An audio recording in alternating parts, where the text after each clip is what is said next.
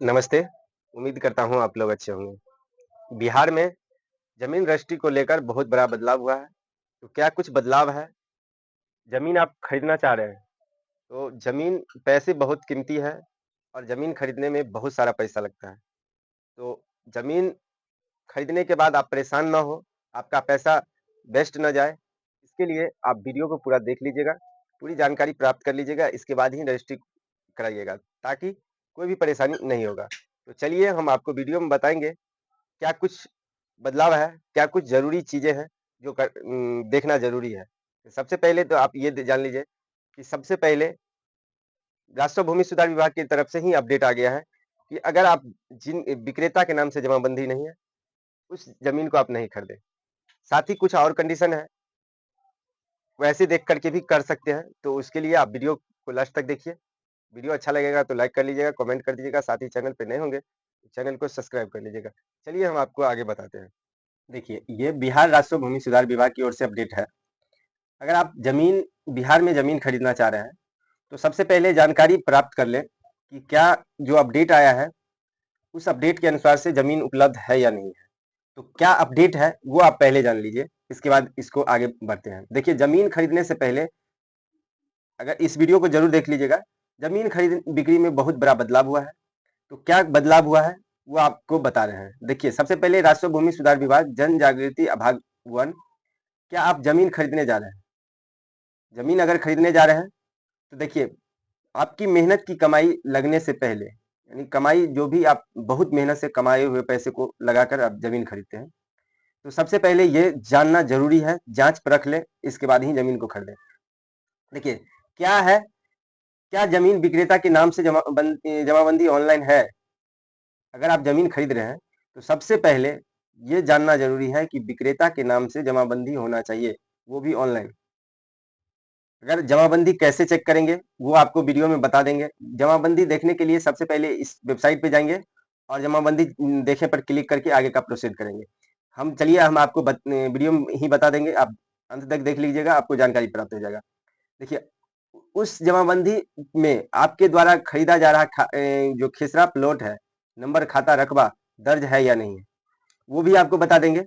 और साथ ही अगर विक्रेता के नाम के स्वयं के नाम से ऑनलाइन जमाबंदी है, वो जानना ज़रूरी है। अगर नहीं है, तो विक्रेता के पास क्या उपलब्ध है?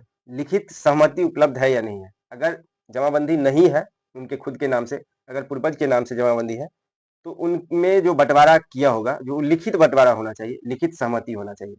देखिए, अगर ये सब भी नहीं है, तो आप ये समझिए ज़मीन नहीं खरीद रहे हैं, वो ज़मीन विवाद खरीदने जा रहे हैं। आप ज़मीन नहीं, ज़मीन विवाद खरीदने जा रहे हैं। देखिए, ज़मीन का मालिकाना हक तब प्राप्त होता है जब दाखिल-खारिज हो जाता है।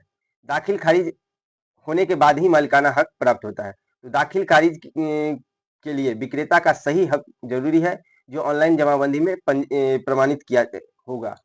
ऑनलाइन जमाबंदी से ही प्रमाण होगा कि मालिकाना हक उसे प्राप्त है। तो यह जानना बहुत ही ज़रूरी है, क्योंकि देखिए, सबसे पहले आप बहुत ही परेशान होकर के, बहुत मेहनत से आप पैसे को जुटाते हैं और इसके बाद ज़मीन खरीदते हैं। अगर आप विवादित ज़मीन खरीद लेते हैं, तो समझिए कि विवाद बाद में भी बहुत सारा परेशानी का सामना करना पड़ता है और साथ ही केस फौजदारी आगे तक का मामला चला जाता है। तो इसी को विवाद खत्म करने के लिए विभाग के द्वारा सबसे पहले इस जानकारी को ही दे दिया जाता है कि अगर आप ये सब उपलब्ध है, तो आप ज़मीन खरीदिए, कोई परेशानी नहीं होगी। तो चलिए, सबसे पहले हम आपको बताते हैं कि जमाबंदी कैसे चेक करना है और साथ ही उस खाता खेसरा को भी चेक करेंगे जो हम ज़मीन खरीदने वाले हैं। अगर वो भी नहीं उपलब्ध है, तब उस ज़मीन को नहीं खरीदिए। तो चलिए हम आपको बताते हैं, चलते हैं, ले चलते हैं। देखिए, सबसे पहले हम चलते हैं गूगल पे और गूगल पे लिखते हैं बिहार भूमि, और बिहार भूमि को सर्च करते हैं और इसका जो ऑफिशियल साइट ऊपर का ही वेबसाइट है, biharbhumi.gov.in, ये आता है और इसको क्लिक करते हैं।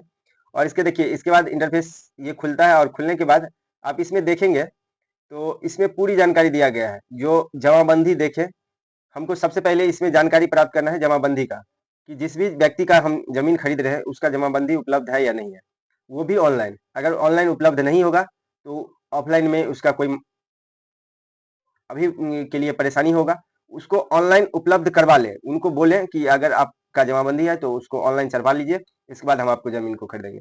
देखिए जमाबंदी पंजी देखे पे क्लिक करेंगे और क्लिक करने के बाद यहाँ पे सबसे पहले आप जिस भी जिले से हैं, जिस भी जिले का जमीन खरीदना चाह रहे हैं, उस जिले का जमीन का डिटेल यहाँ पे वो चीज मिलेगा जो जमीन का विवरण होगा।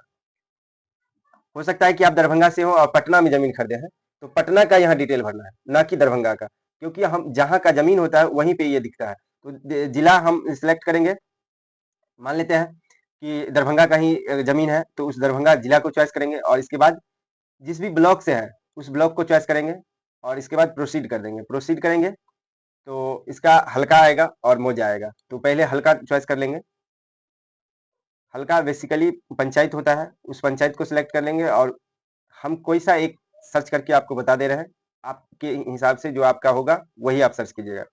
इसके बाद मौजा होता है जो राजस्व ग्राम होता है, उसको सिलेक्ट करना है और इसके बाद देखिए ये सब होने के बाद आज जिस व्यक्ति का आप जमीन खरीद रहे हैं उसके नाम से भी सर्च कर सकते हैं, उसका खाता नंबर से भी सर्च कर सकते हैं और जो खाता खिसरा खरीद रहे हैं प्लॉट उससे भी सर्च कर सकते हैं। उसका जमाबंदी अगर है, जानकारी है तो उसको भी देख सकते हैं, कंप्यूटराइज जमाबंदी देख सकते हैं। ये सब नहीं है तो आप समस्त पंजी 2 के नाम पर क्लिक करने के बाद आप पूरे मौजा का जो भी यानी पूरे जमाबंदी जितना होगा सब आप एक नाम वाइज देख सकते हैं और उसको इंडिकेट कर सकते हैं कि वो कौन सा है जो उनके नाम से है।